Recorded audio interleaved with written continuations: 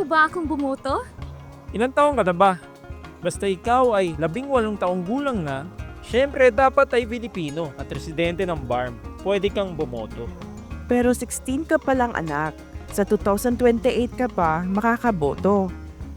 Sa susunod, kapag magparehistro ka na, pwede mong ilagay na miyembro ka ng sektor ng kabataan at kababaihan. Oo nga anak.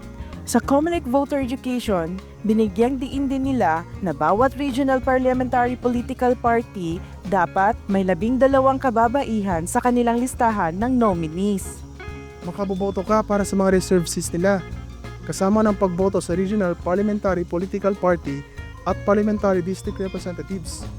Ibig sabihin, marami pong babae ang pwedeng maging miyembro ng parliament? Tama anak. Dahil dito, makasiguro tayo na mas maraming perspektiba ang maririnig sa pamamahala, lalo na sa mga isyong may direktang makakaapekto sa kababaihan.